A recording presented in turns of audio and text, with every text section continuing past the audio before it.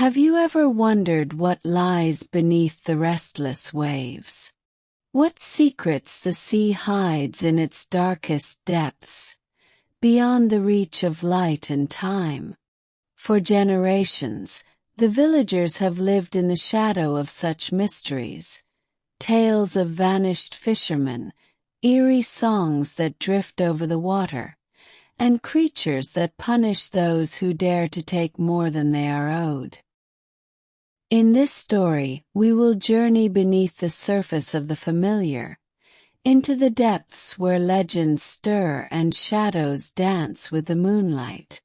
We will follow Boyet and Luis as they face the unknown, a world where the sea holds both memory and menace, where every ripple may hide a secret, and every silence carries a warning. This is a tale of courage and loss, of bonds that endure beyond the horizon, and of a song that no one can forget.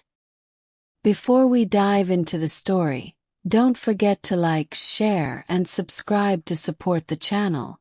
Now let's get started. Magindara in Bicol.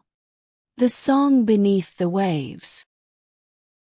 In a quiet fishing village along the Bicol shoreline, where the sea murmurs stories to those who listen closely, lived two boys, Boyet and Luis. They had grown up together, their lives shaped by the salty wind and the rhythm of the tides. Their fathers, Raul and Isco, had been inseparable friends and both fishermen, braving storms, casting nets, and raising their sons with stories of the sea's beauty and danger. One night, in the midst of the fierce and restless southwind season, when the wind howled like a grieving spirit through the trees and the sky churned with heavy, ominous clouds, their fathers went out as they always did. But this time they never came home. Hours turned into dawn, and dawn into an uneasy day.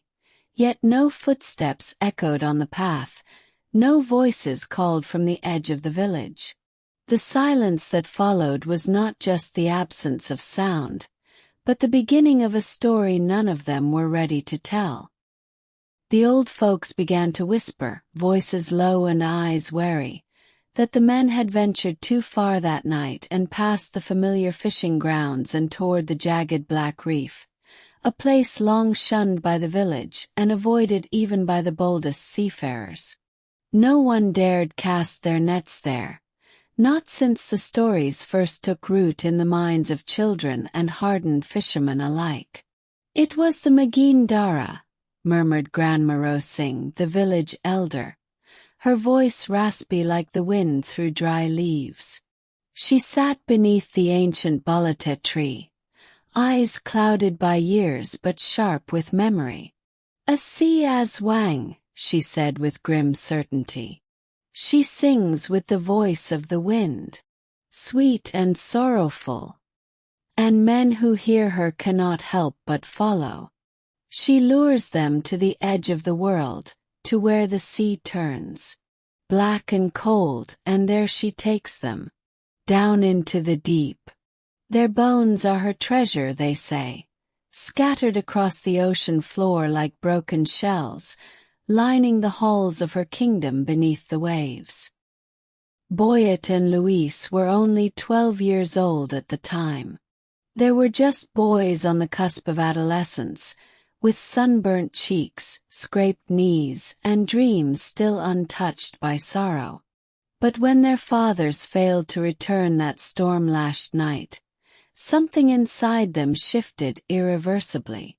The weight of sudden loss settled heavily on their small shoulders, and the grief, raw and unfamiliar, aged them overnight. In the span of a single day, the sparkle of childhood dimmed in their eyes. They no longer ran barefoot through the fields with careless laughter or raced the tide along the shore. Instead, they sat in silence, staring out to sea with a hollow ache, as if trying to will the waves to return what they had stolen. In their stillness, they began to carry the quiet dignity of men far older than their years. Years slipped by, carried away like driftwood on the endless tides. The sea remained as it always had, indifferent, eternal, stretching beyond the horizon with a quiet, unyielding power. It neither mourned nor celebrated, a witness to countless lives and stories, yet untouched by any of them. The boys grew into young men, their shoulders broad and backs strong, shaped by labor, time, and the weight of unspoken legacies. Like their fathers before them, they bore the marks of endurance, sun-darkened skin, calloused hands, eyes that had learned to scan the distance with quiet resolve. Yet beneath that strength, in the secret chambers of their hearts, something softer endured, a longing that had never faded, only deepened. It was a need they rarely spoke of, not even to each other, an ache for something just beyond reach. Maybe it was the truth, buried like wreckage beneath the waves. Maybe it was justice, delayed for so long it had become a ghost. Or maybe simply it was peace, the kind that doesn't come with answers but with acceptance.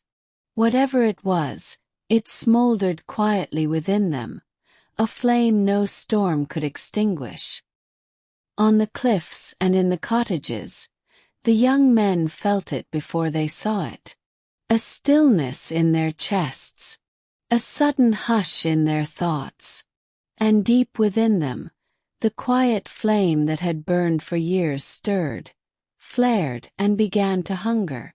The catch was thin. Nets returned torn. One boat came back empty, its hull slashed by something sharp and wild. And always at night, a strange song rode the breeze, soft, almost human but wrong. It came from the direction of the old reef. The sea had always been a mystery, but now, for the first time, it seemed to remember them too. "Luis," Boyet said one evening as they stood by the shore, staring at the darkening horizon, "I want to go there, to where they disappeared." The wind had quieted, and the last of the sunlight clung to the edge of the water, casting a copper sheen across the waves. The sea, though calm, felt watchful. Luis didn't answer right away. His jaw tightened. He picked up a stone and threw it into the surf, watching it vanishes without a sound. "Everyone says it's cursed," he muttered finally, eyes still on the water. "Boats go missing. Compasses spin. The weather changes without warning. You've heard the stories." "So were our fathers," Boyet said softly. "And yet they still went." The words hung between them, heavy and unresolved. Luis drew in a slow breath. He thought of his father's face the morning he left, calm, determined, with something hidden behind the eyes. He remembered the silence that followed, the empty chair at the table, the way the house creaked differently at night without him. He glanced at Boyet. There was no fear in his friend's eyes, only a quiet urgency, a need that Luis knew too well. They had both inherited it, a need for answers, for reckoning, for something more than whispered tales and unanswered questions. Luis looked back at the sea, gave nothing away. "I don't like it, I really don't," he said at last. "But I'll go." Boyet nodded, the corner of his mouth lifting just slightly. Not a smile, but something close. An understanding, a promise. Together they stood there a while longer, not speaking. Just listening to the waves and the wind, and the quiet beginning of something that had been waiting for years. And so, with nothing but a battered boat, an old lantern, and their father's knives tucked into their belts, the two boys rowed out beneath the full moon. The night was unnaturally quiet, No insects, no wind, only the steady creak of wood and the rhythmic splash of oars dipping into dark water. Above them, the moon hung low and swollen, casting silver light across the sea like a path they were meant to follow. Below, the depths shimmered with shadow. The reef rose from the water ahead, jagged and black, like a graveyard of teeth long buried but never forgotten. Crabs skittered across the exposed stone. Barnacles clung like old wounds. It was a place the fishermen never dared approach. A place marked in silence on every map of memory. The sea stilled as they neared. Even the waves seemed to draw back, as if in fear. The lantern flickered in Luis's hand. Boyet slowed his oars, heart hammering in the hush. Then came the song. It did not begin with sound, but with a feeling like warmth brushing the back of the neck, like a whisper too soft to hear but too loud to ignore. Then came the melody, sweet and slow, drifting across the water like mist. It was not in any language they knew, and yet it spoke to them. Promises curled within each note, of comfort, of lost fathers waiting just beyond the reef, of peace and answers and the end of the ache they had carried for so long. Voices, female, soft, unearthly, rose in harmony, beautiful and broken. They seemed to echo from every direction, near and far, inside and outside the mind. Luis blinked and thought he saw a figure in the water ahead. Hair like seaweed, skin like pearl, lips moving in time with a song. She smiled, slow and sad. Another figure surfaced beside her, then another, and another half hidden by moonlight and mist, their faces eerily familiar, as if borrowed from dreams or long-dead memories. Boyet leaned forward, eyes glassy, lips parted. His hand drifted toward the edge of the boat. "Do you see that?" he breathed. "It's them. It has to be them." Luis grabbed his arm, fingers digging into flesh. "No, it's not." But even he felt the pull, the ache in his chest turning sweet, the weight of grief beginning to dissolve into something like relief. The song made it easy to forget why they came, easy to let go, easy to slip beneath the surface. The Magindaras. Their hair drifted around them in the water like strands of seaweed, dark and flowing, moving with a life of its own. Their skin shimmered beneath the moonlight, a haunting mix of blue and green, slick and scaled like that of a serpent, beautiful at first glance, but wrong in a way that made the stomach tighten. They were almost human, almost familiar. But then they smiled. And the illusion shattered. Their mouths stretched too wide, far beyond what should have been possible, revealing rows of teeth, sharp, gleaming, endless. Not made for speech or song, but for rending, for tearing, for dragging the unwary beneath the waves. What had seemed enchanting from afar was now unmistakably predatory. Their beauty was a trap, woven with salt and shadow. And they were smiling because they thought the boys were already theirs. The Magindaras circled beneath, unseen but sensed, the ancient daughters of the sea, neither dead nor alive, drawn to longing like sharks to blood. Their eyes glowed faintly in the depths, watching, waiting. The music was their net, their magic older than language, spun from sorrow, desire, and the dreams of the desperate. One by one, pale hands reached up from the water, beckoning. Luis tightened his grip on Boyet, and with his other hand reached for the knife. From the depths, one of them emerged. she circled the boat, humming a lullaby of hunger. "I know you," she whispered. But the words didn't come from her mouth. They rose from the water itself, echoing around them like a current. "You carry their scent, both of you. The sea remembers them. They were strong, burning with fire and courage."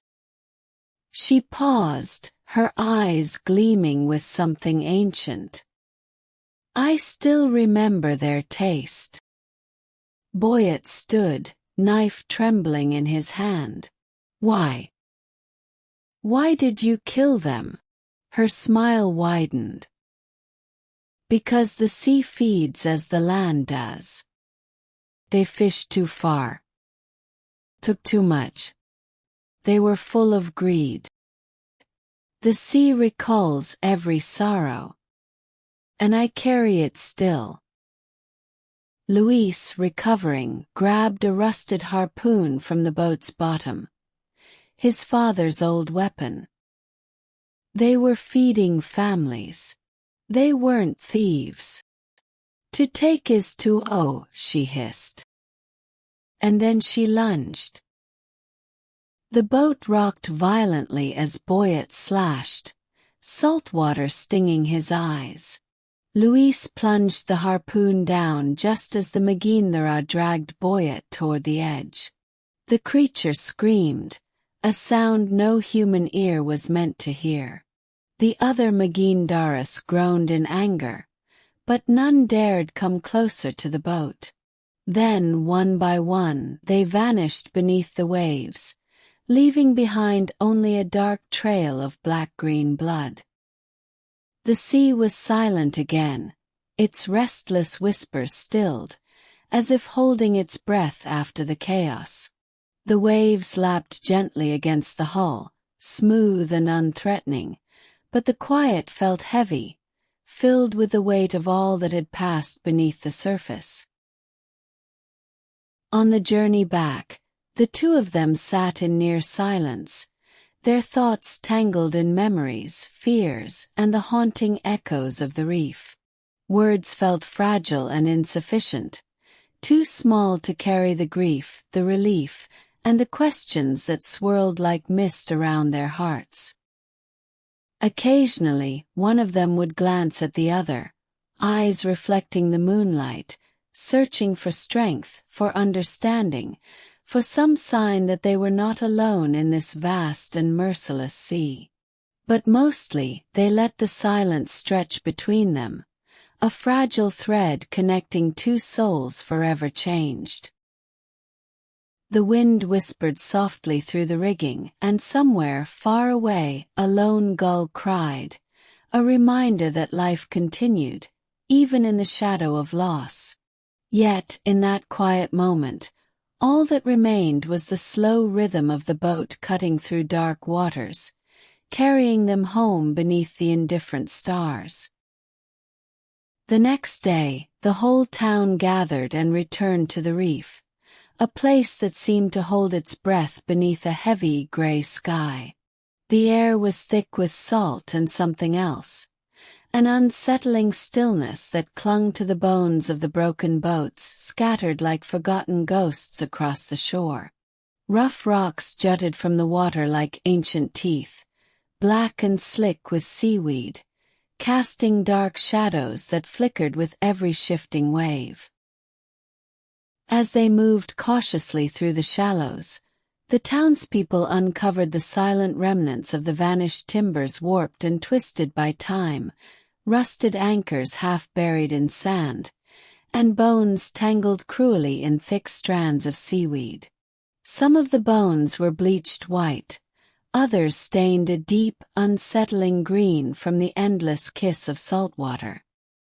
The reef seemed to watch them, cold and unyielding, as if guarding the secrets it had swallowed whole. Among the wreckage, two objects emerged, catching the dim light like faint beacons in the gloom. Raoul's belt knife, its handle scarred and worn as if it had fought through countless storms, and Isco's wedding ring, dulled by years underwater yet still glinting faintly, an eerie echo of love lost beneath the waves. A cold wind whispered through the crowd, carrying with it the faintest trace of the Magindara's song, haunting and distant, like a warning from the deep. The reef seemed to pulse with quiet menace, a reminder that some things belonged to the sea forever, and some were never meant to be found. The town stood silent, the weight of what they had uncovered pressing down like the dark water itself, an unspoken understanding that the reef was no mere graveyard, but a place where the restless past lingered, watching and waiting. The village held a funeral by the shore. This time there were bodies to honor. Real graves. Real closure. From that day forward, the villagers began a quiet ritual, one that is woven into the fabric of their days and nights. Before each journey out to sea, they gathered at the reef, bringing offerings drawn from the ocean's gifts. Freshly caught fish glistening with salt, smooth shells shaped by endless tides, and sometimes small tokens crafted with care. Their voices rose in soft songs, melodies passed down through generations, carried on the breeze to mingle with the steady rhythm of the waves. It was never out of fear, but born from a profound respect, a recognition of the reef's ancient watchfulness and the sea's boundless power. In these moments, the villagers felt connected to those who had gone before them, to the fathers lost beneath the waves, and to the mysteries that the ocean kept hidden in its depths. This ritual became more than a tradition. It was a way to anchor themselves amidst uncertainty, a moment of reflection before the dangers of the deep. The children watched silently, learning to honor the sea's mercy. The elders murmured prayers for safe passage and calm waters. The fishermen's hands trembled slightly as they laid down their offerings, hope mingling with sorrow in every gesture. In these acts, the reef was no longer just a place of loss. It was a sacred threshold, a place where past and present met, and where respect bridged the vast, unpredictable ocean between them. And what became of Boyet and Luis? They became fishermen, strong and weathered like their fathers before them, mastering the restless sea with hands hardened by salt and toil. But they were more than fishermen. They became the village's storytellers, voices heavy with warning and memory. They told of the Magindara, the sea's own Aswang, merciless spirits who punished greed with deadly vengeance and never forgot a single soul claimed beneath the waves. The haunting song, their terrible summons, never came again, but its echo lived in every whispered tale, in every shadow cast by moonlight on the water. Boyet and Luis never stopped listening, their eyes always searching the horizon, their hearts forever tethered to the depths where darkness waits. They carried the burden of truth like a blade, sharp, unyielding, reminding all who would listen that the sea is not just a giver of life, but a keeper of justice, cruel and absolute. And in their stories, the village found both fear and hope, a solemn vow that no soul would be forgotten and no warning ignored. If you enjoyed the story, don't forget to like, share, and subscribe to my channel for more tales like this. Your support means the world. I'd love to hear your thoughts.